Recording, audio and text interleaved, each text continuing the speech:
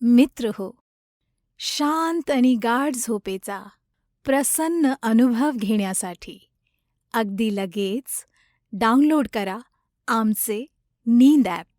नींद ॲपवर आपल्या मातृभाषेतून आहेत अनेक स्लीप स्टोरीज.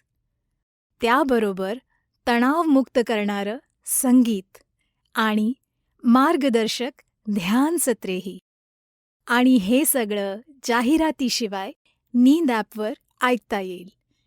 डाउनलोड करण्यासाठी आमच्या नींद.ॲप या वेबसाईटला नक्की भेट द्या आणि आमच्या यूट्यूब चॅनलला नक्की सबस्क्राईब करा. नमस्कार मित्र हो, मी श्रुती आणि आज मी तुम्हाला सांगणार आहे कश्यप ऋषींची गोष्ट. कांपिल्य नगरच्या संध्याकाळच्या प्रशांत समयी राजप्रासादात राजा धर्मवीरांच्या संध्येची तयारी चालू होती. राजप्रासादातील सर्व खास दासी सराईत दास लगबगीने तयारी करत होते. राजा धर्मवीर नावाप्रमाणे धर्माचे पालन, आचरण आणि संरक्षण करण्यात प्रसिद्ध होता. पंचक्रोशीत त्याच्या नावाचा डंका होता. गौ, ब्राह्मण, प्रतिपालक असा शांतिप्रिय राजा धर्मवीर सर्व प्रजेचा अतिशय आवडता राजा होता. त्याचे सुयोजित व सुस्थापित कांपिल्य नगर गंगेकाठी वसले होते. आई गंगेच्या कृपेमुळे निर्माण झालेली सुपीक जमीन तसेच सदोदित पवित्र पाणी यामुळे राजा धर्मवीराचे आवडते कांपिल्य नगर धनधान्याच्या सुवर्णानेच नाही तर अद्वितीय लखलखणारे सोने, रुपेरी रजत, मौलिक रत्ने, अद्भुत हिरे, दुर्मिळ माणके अशा रूपात लक्ष्मी मातेच्या कृपेने देखील भरले होते. प्रशस्त रस्ते, उंच प्रासाद, निर्मल उपवने याने सजलेले हे नगर राजधानी म्हणून खऱ्या अर्थी शोभत असे. नगरात शांती, समृद्धी असल्याने भांडण, तंटे, उत्पात, चोऱ्या याचा त्रास नव्हता. नगरवासी सुखी समाधानी होते. राजा सुशासन करीत असे. आपली बुद्धी, विचार, आचार यांना सतत सजग ठेवण्याकरिता राजा धर्मवीर मंत्रिमंडळ, राजगुरू, ऋषी, पंडित, धर्मगुरू यांच्याशी चर्चा, विचार मंथन करत असे.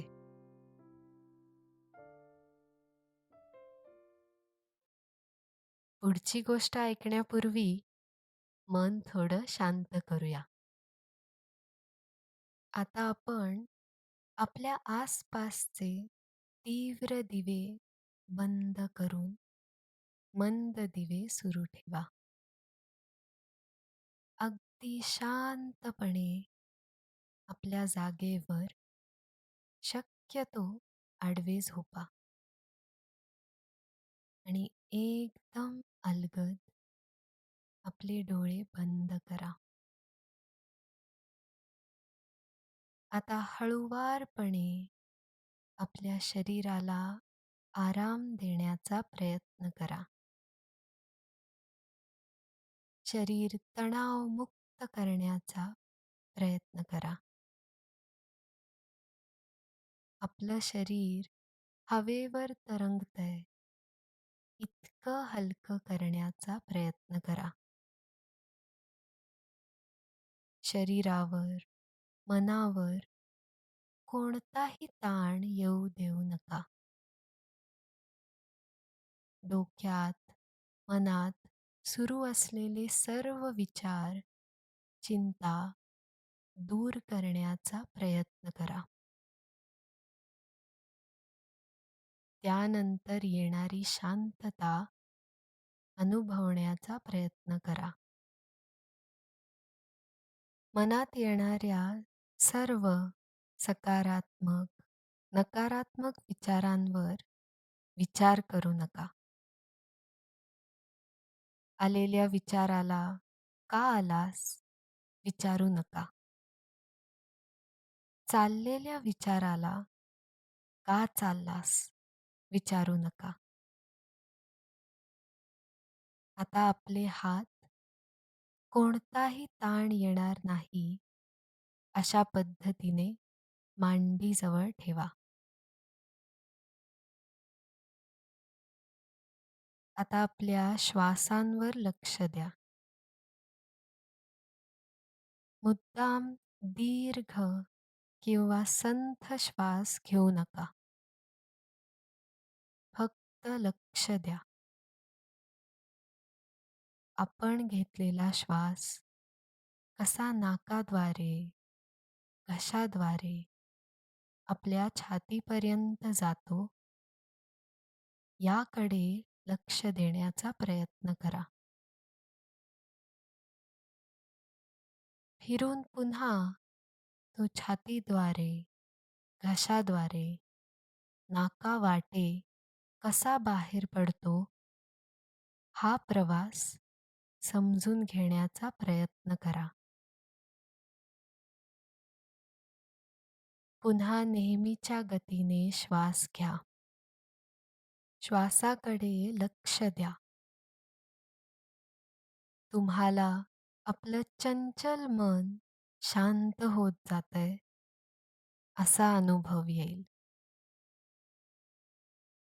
मन शांत होत जातंय. अजून शांत. तुमच्या लक्षात येईल की आपलं शरीर हलकं होतंय. मन, शरीर तणावमुक्त होतंय. सर्व आसमंत आपल्या मन आणि शरीराप्रमाणेच शांत झालंय. सर्व आसमंत प्रसन्न आणि शांत झालंय.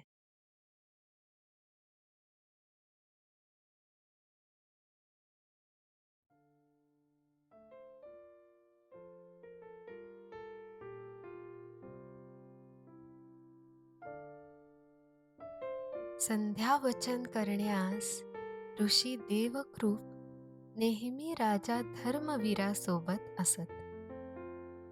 संध्येस लागणारे अर्घ्य नीर, उषा, सुवासिक फुले, सायंदीप सर्वाची योग्य व्यवस्था प्रासादातील दासदासीकडे असे. संध्यावचन म्हणजे राजा धर्मवीराकरिता एक देवकृत्यापुरते मर्यादित नसून त्यानंतर ऋषी देवकृपाबरोबर विचार विवेचन करणे, आपल्या मनातल्या शंकांचे निरसन करण्याची उत्तम संधी असे. आजही राजा धर्मवीराने नेहमीप्रमाणे गंगेच्या पाण्यात यथेच्छ स्नान करून तदनंतर सोनेरी सोवळे परिधान केले. संध्या अर्पित करताना त्या मावळत्या सूर्यदेवास वंदन केले. त्या संध्या वंदनाच्या पश्चात राजा धर्मवीर ऋषीदेव कृपाबरोबर गंगेच्या किनारी येऊन बसले. शीतल गंगा संथ गतीने प्रवाहित होते. ऋषी देवकृप सृष्टीच्या उगमापासून आजपर्यंत अनेक बदल घडत गेले. अनेक मुनिवर होऊन गेले. त्या सर्वांनी या सृष्टीस अजून प्रगतिशील आणि आध्यात्मिकदृष्ट्या सबळ केले. तरीही ऋषी कश्यप यांना आपण सर्व ऋषींमध्ये श्रेष्ठ मानतो. या महान ऋषींची जीवनगाथा ऐकण्यास मला आवडेल, राजा धर्मवीर म्हणाला.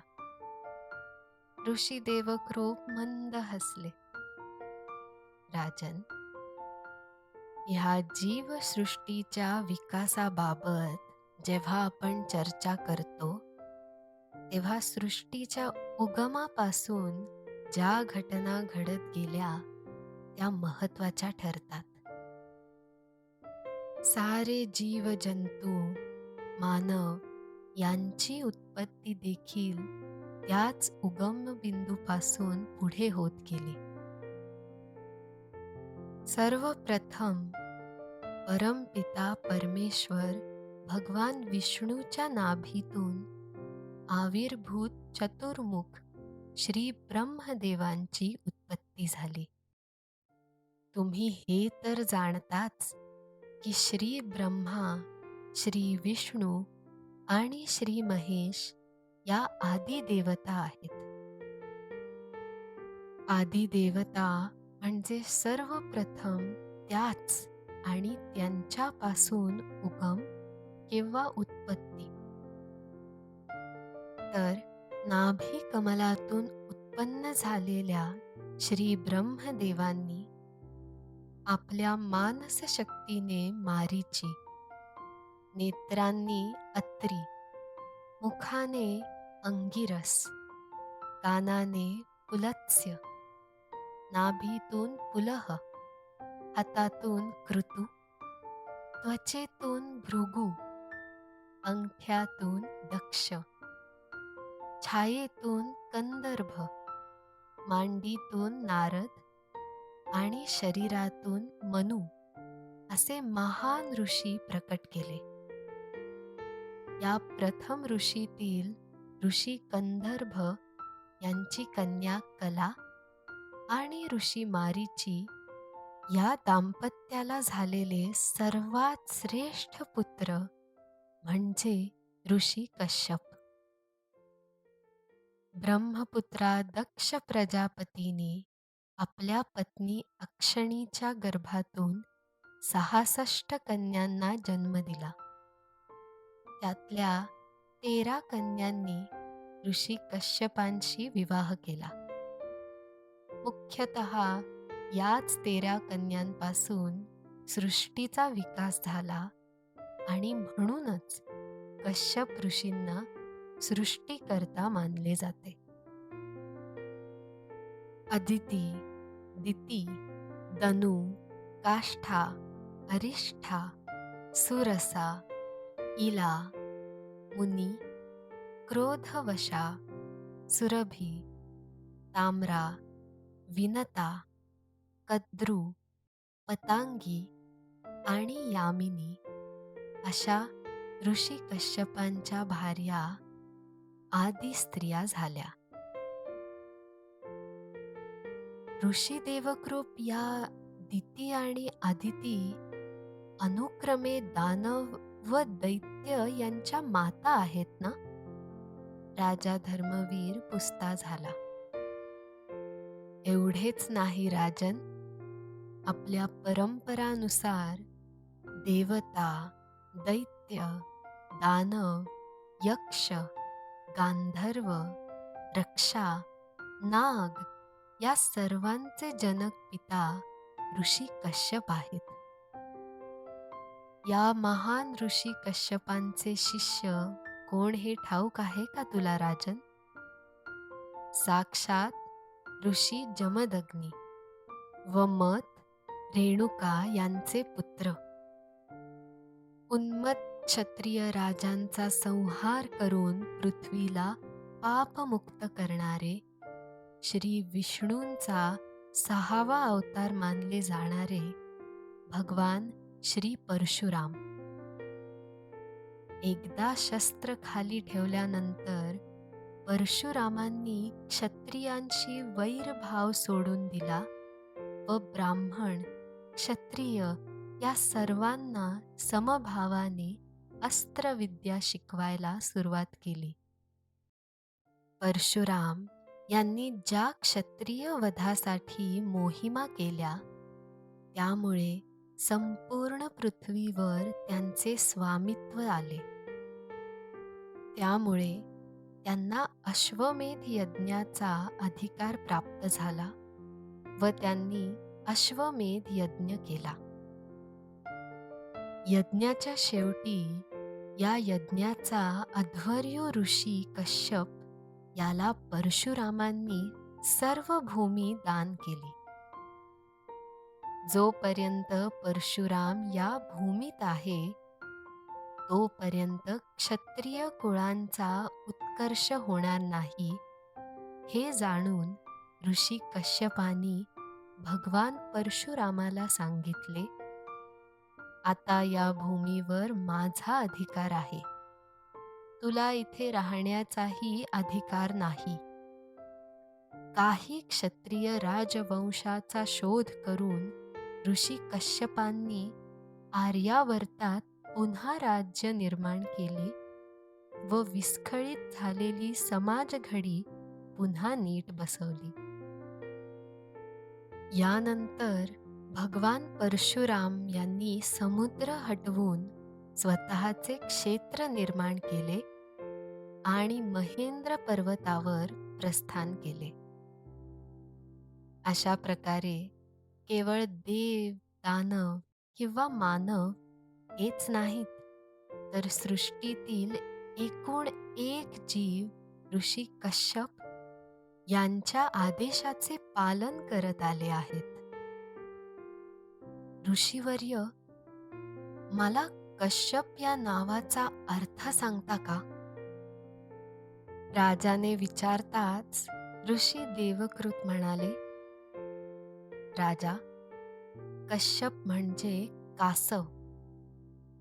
एवढेच नव्हे राजन, ज्या गंगेच्या शीतल जलासमीप आपण बसलो आहोत, ती देखील काश्यपी म्हणून संबोधली जाते.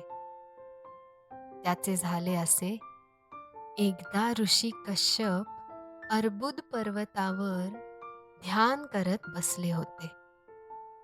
तेथे उपस्थित ऋषीगणांनी त्यांना पृथ्वीवरील पाप नष्ट व्हावीत म्हणून श्री शंकराची आराधना करून गंगा पृथ्वीवर आणावी अशी त्यांना विनंती केली. तेव्हा ऋषी कश्यपांनी घोर तपश्चर्या केली. श्री भगवान शिव प्रसन्न झाले. बोला ऋषी कश्यप, आपणास काय हवे? हे भगवन, गंगा पृथ्वीवर यावी अशी प्रार्थना आहे. शिवशंभोने हो म्हणताच गंगा पृथ्वीवर आली. पृथ्वीवर गंगा जिथे अवतरली, ते स्थान म्हणूनच कश्यप तीर्थ या नावाने ओळखले जाते. गंगेच्या अवतरणानंतर ऋषी कश्यप गंगेला स्वतःच्या आश्रमस्थानी घेऊन गेले. आश्रमाजवळील ते स्थान केशवरंध्र तीर्थ या नावाने ओळखले जाते. कश्यपाने गंगेला भूतलावर आणले म्हणून ती कश्यपाची कन्या आहे असे मानून तिला काश्यपी हे नामाभिधान प्राप्त झाले. राजा भान हरपून या गोष्टी ऐकत होता आणि त्याची अजून जाणून घ्यावे अशी लालसा होत होती. ऋषी देवकृत पुढे म्हणाले, राजन, आपल्याला प्राप्त आयुर्वेद आणि वैदिक ज्योतिषशास्त्राचे जनक हे देखील ऋषी कश्यप आहेत. त्यांनी जसा वश वाढवून सृष्टीच्या प्रसाराकरिता कार्य केले, तसेच त्या सृष्टीस नियमन करण्याकरिता या वेदशास्त्रांची रचना देखील केली. या महान कार्यामुळेच त्यांना आपण सप्तर्षींपैकी एक मानतो. त्यांची विद्वत्ता आणि धर्मपारायणता यामुळे ऋषी श्रेष्ठ धार्मिक आणि रहस्यमय चरित्र असलेले म्हणून मान्यता प्राप्त आहेत. तसेच हेच कश्यप प्रजापती म्हणून प्रसिद्ध आहेत. तुझी जिज्ञासा अजून वाढलेली पाहून तुला या महान ऋषींची एक अजून कथा सांगतो. एकदा राजा परीक्षित काही चुकीमुळे ऋषी शापास प्राप्त झाला. या शापानुसार तक्षक नागाच्या डंशाने राजा परीक्षित मृत्युमुखी पडले अशी ऋषीवाणी होती. तक्षक नाग राजा परीक्षिताला डसावयास मार्गस्थ होता. त्याची भेट वाटेत कश्यप ऋषी बरोबर झाली. तक्षकाने ब्राह्मणाचे रूप धारण केले. प्रणाम ऋषीवर, एवढ्या लगबगीने आपण कोठे जात आहात? तक्षकाने प्रश्न केला. ऋषी कश्यप म्हणाले, राजा परीक्षितास तक्षक नाग डसणार आहे. त्या विषाचा प्रभाव दूर करण्यास मी तिथेच चाललो आहे. मी राजास पुनर्जीवन देईन आणि माझं प्रचूर धनाची प्राप्ती होईल. ते धन पृथ्वी कल्याण करण्यास कामी येईल. हे ऐकून तक्षक आपल्या स्वरूपात प्रकट झाला. ऋषीवर, आपण माघारी फिरावे. माझ्या विश्वप्रभावाने एकदा का काम केले की कोणीही मानव त्यातून वाचू शकत नाही. तक्षका, तू स्वरूपात येऊन माझं सत्य कथन केले हे उत्तम, पण माझ्या मंत्रशक्तीवर माझा पूर्ण विश्वास आहे. त्यावर तक्षकास अहंकार आला. असं असेल तर मी ह्या समोर उभ्या सजीव वृक्षास माझ्या विषाने भस्म करत आहे. आपण मला तो पुन्हा जीवित करून आणि असाच बहरलेला करून दाखवावा. ऋषी कश्यप तयार झाले. पाहता पाहता काही क्षणातच तो हिरवा महाकाय वृक्ष तक्षकाच्या दंशाने भस्म झाला. ऋषी कश्यपांनी ते वृक्षाचे भस्म हातात घेतले, डोळे मिटले आणि मंत्र उच्चारण सुरू केले. पाहता पाहता त्या भस्मातून हिरवे कोंब आले व त्याचे रूपांतर पुन्हा बहरलेल्या हिरव्या वृक्षात झाले. तक्षक हैराण झाला. त्याचा अहम नष्ट झाला. अशा प्रकारे राजा परीक्षितास शापमुक्त करून तक्षकाने प्रचूर धन ऋषी कश्यपांना समर्पित केले. आपल्या जनकास विनम्र अभिवादन करून तक्षक इहलोकी गेला.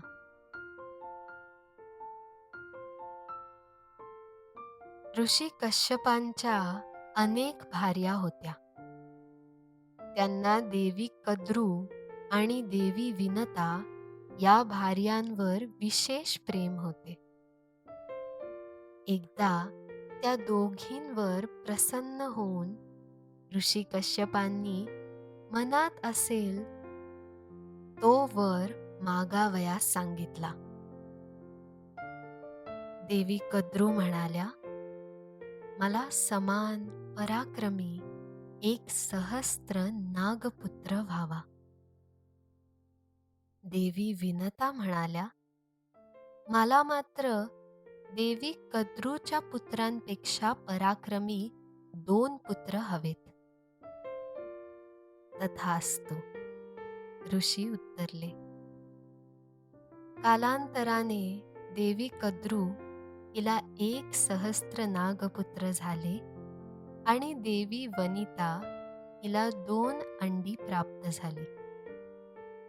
मातृवर्चस्व कमी पडेल की काय ह्या भीतीने आणि घाईने विनता त्या अंड्यातून जीव बाहेर येऊ शकेल तेवढी वाट नाही पाहू शकली. अधीर आणि ईर्षित होऊन तिने 1 अंडे स्वतःच फोडले.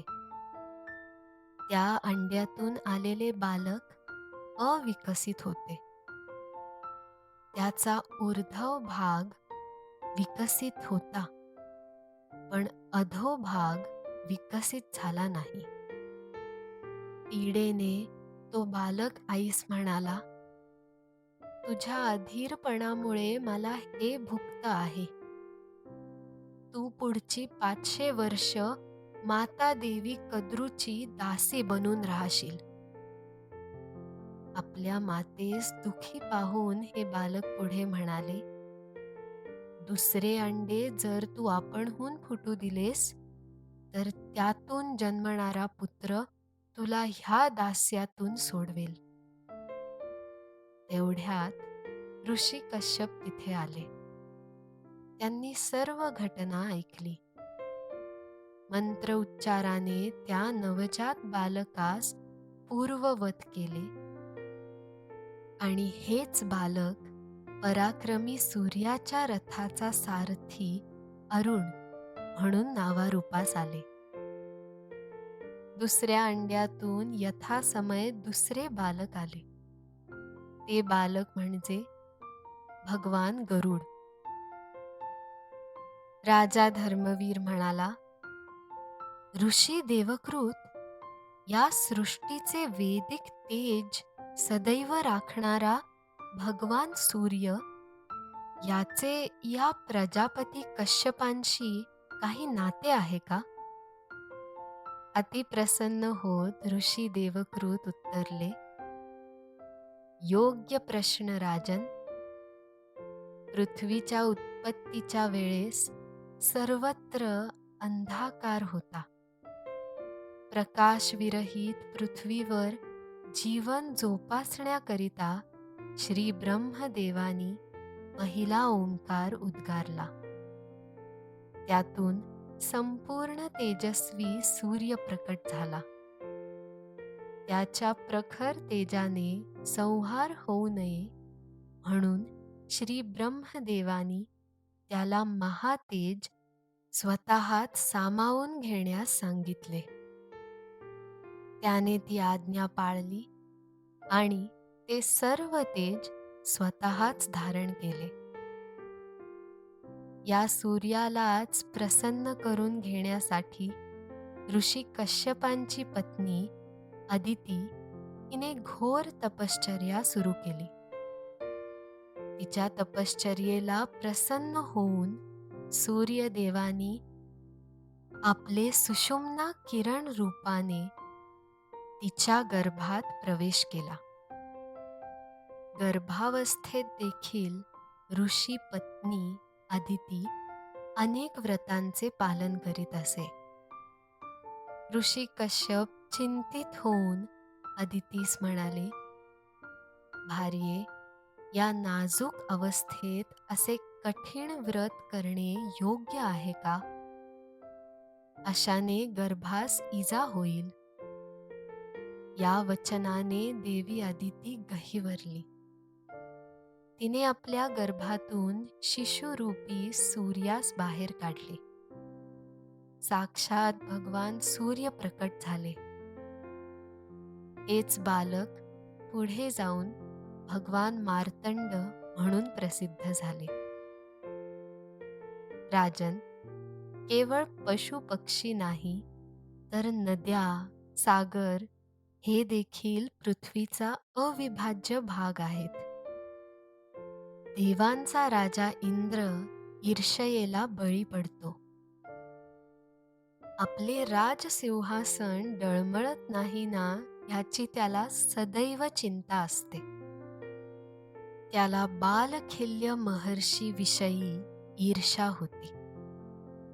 त्या ईर्षेने नाराज झालेले ऋषी बालखिल्य यांनी आपली सर्व तपस्या ऋषी कश्यपांना समर्पित केली आणि इंद्राचे गर्व हरण करण्यास सांगितले. तदनंतर इंद्र ऋषी कश्यपांना शरण गेले. त्याचा मद नष्ट करून देवलोकी त्याला पुन्हा प्रस्थापित करून ऋषी कश्यप पुन्हा पृथ्वीवर आले. ऋषी कश्यपांच्या 2 पत्नी विनता आणि कद्रू त्या दिवशी बाहेर फिरायला गेल्या. तिथे उच्चैश्रवा नामक एक पुष्ठ घोडा फिरत होता. बोलता बोलता ऋषी पत्नींमध्ये पैज लागली. देवी विनता म्हणाली, देवी कद्रू, ह्या घोड्याचा रंग नीट सांग पाहू. देवी कद्रूच्या मनात कपट आले. ती उत्तरली, दोघी आपण ह्याचा रंग ओळखू, पण जोही पैज हरेल तो दासी बनून दुसऱ्याची सेवा करेल. देवी विनता पैज स्वीकारत उत्तरली, ह्या घोड्याचा रंग सफेद आहे. देवी कद्रू उत्तरली, नाही, ह्या घोड्याचा रंग सफेद आहे, पण त्याची शेपूट काळी आहे. देवी कद्रू आश्रमात येताच आपल्या नागपुत्रांना म्हणाली, पुत्रांनो, ही पैज मलाच जिंकायची आहे. तुम्ही सर्वजण त्या उच्चैश्रवा घोड्याच्या शेपटीला धरून राहा. त्याने देवी विनता माझी दासी बनेल. नागपुत्रांनी मातेच्या सांगण्यावर विचार केला. त्यांना हे कपट आणि देवी माता विनता हिची फसवणूक पटेना. ते आपल्या मातेस म्हणाले, हे माते, हे कार्य आम्ही नाही करू शकत. मातृभक्तीस हे शोभत नाही. तुम्ही दोनही माता आम्हास प्रिय आहात. हा नाद सोडावा, कारण ही पैज कोणीही जिंकले तरी दोघी हरल्यागतच आहे. देवी कद्रू क्रुद्ध झाली. जे पुत्र ऐकत नाहीत त्यांना जन्मेजय यज्ञांत आहुती होऊन ते भस्म होतील. हा विचित्र शाप ऐकून नागपुत्र श्री ब्रह्मदेवाकडे गेले. श्री ब्रह्मदेवाने ऋषी कश्यप यांना आमंत्रण केले. झालेला प्रकार स्पष्ट मांडला. ऋषी कश्यप म्हणाले, भगवन, आपले कार्य परामर्श आहे.